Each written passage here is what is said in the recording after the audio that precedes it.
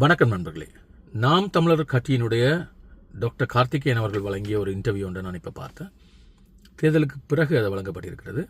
பல விஷயங்களை நிதானமாகவும் நியாயமாகவும் சீர்தூக்கி பார்த்திருக்கிறார் திரு கார்த்திகேயன் அவர்கள். அதில் முக்கியமாக அவர் சொன்ன விஷயம், தற்கூறுகள் என்று சொல்ல திமுக தொடங்கி அது நாம் தமிழர் மேடைகளிலே அதிகம் பாவித்து அதனாலும் எங்களுக்கு இந்த பின்னடைவு வந்தது, மக்களுடைய கோபத்தின் வெளிப்பாடாக நாம் தமிழருக்கு எதிராக ஒட்டுமொத்தமாக இவர்களை எதிர்க்க வேண்டும் என்று மக்கள் தீர்மானித்தது ஒரு காரணம் என்றவர் சொல்றார். மிக தெளிவான ஒரு பார்வை.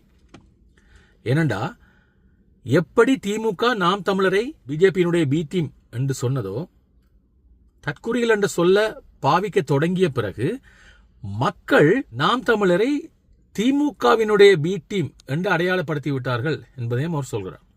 இப்ப அண்ணாமலை அவர்கள் கட்சி தொடங்கினால் கண்டிப்பாக ஏற்கனவே திட்டமிட்டபடி ரஜினிகாந்த் அதுக்குள்ள போய் சேருவார். வேறு பல பிரமுகர்களும் அவருக்கு ஆதரவு அளிக்கக்கூடிய வாய்ப்பு இருக்கிறது அவர் கட்சி தொடங்கினால். அப்படி தொடங்கப்பட்டால் நாம் தமிழருக்கு மேலும் பின்னடைவாகும். ஏனென்றால் திமுகவோ அதிமுகவோ தாவேகாவுக்கு எதிர்கட்சியாக அமைய முடியாது. என்றால் திமுகவும் அதிமுகவும் கரைபடிந்த ஊழல் நிறைந்த கட்சிகள். அண்ணாமலை அவர்களை பொறுத்தவரையிலே அவர் ஒரு புதிய வரவு. அவருடைய கையில ஊழலோ எந்த குற்றச்சாட்டுகளோ இல்லை. அவர் பிஜேபி என்று சொல்லிக் கொண்டிருந்தாங்க. ஒருவேளை அவர் பிஜேபியிலிருந்து விலகி முற்றுமுழுதாக கட்சியை தொடங்கினால் ஒரு புதிய சக்தியாக இளைஞர்கள் மத்தியில் உருவெடுப்பார். நாம் தமிழர் ஏற்கனவே களத்தில் நின்று பலமுறை தோற்று போனவர்கள். இதை ஏன் நான் சொல்கிறேன் என்று சொன்னால், நாம் தமிழர் தங்களுடைய தோல்விக்கான நியாயப்பாடுகளை சொல்லிக் கொண்டிருக்காம தோல்வியை சீர்தூக்கி பார்த்து அதற்கான அடுத்த கட்ட நடவடிக்கைகளை எடுக்க வேண்டும். நான் ஒரு வீடியோ நாம் தமிழர் சம்பந்தமா போட்டா இலங்கை தமிழர்கள் வந்து எதிர்மறையாகவும் நாம் தமிழரை பற்றி பேசுவது ஏதோ ஒரு மிகப்பெரிய பாவச் செயல் என்ற மாதிரியும் நீங்க வந்து கமெண்ட் பண்றீங்க. சிறந்த கொள்கைகளையும் அபிவிருத்தி திட்டங்களையும் முன்னிறுத்தி கட்சியை தொடங்கி கொண்டு சென்றது நாம் தமிழர். இப்ப அது இன்னொரு கட்சியை அவதூறு பரப்பி அதில இருந்து தங்களுக்கான வாக்குகளை சேகரிக்க யோசிக்குது. அது கடைசி வரைக்கும் நடைமுறையிலே சாத்தியமில்லாத ஒன்று.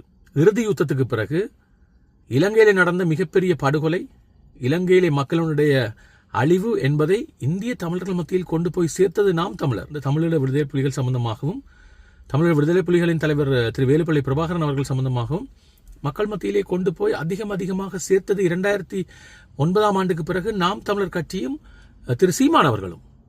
இப்படி இருக்கிற நிலைமையிலே அவதூறு பரப்பித்தான் தங்களுடைய கட்சியை வழிநடத்தி முன்னுக்கு கொண்டு செல்ல வேண்டும், வாக்கு சேகரிக்க வேண்டும் என்ற ஒரு நிலைமைக்கு நாம் தமிழர் வந்திருக்கிறது.